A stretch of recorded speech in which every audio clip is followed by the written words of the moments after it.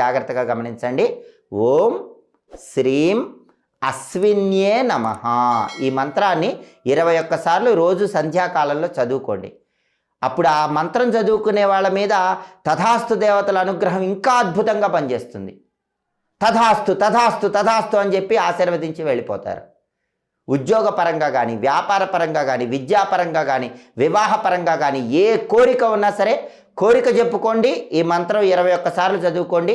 రోజు సంధ్యాకాలంలో సూర్యాస్తమయానికి ముందు వచ్చే 24 నిమిషాల కాలంలో ఈ మంత్రం చదువుకోవటం ద్వారా అశ్విని దేవతల చేత తథాస్తు అని చెప్పించుకోండి. మీ కోరికలన్నీ తొందరలోనే నెరవేర్చుకోండి. సర్వే జనాః సుఖినో భవంతు. స్వస్తి.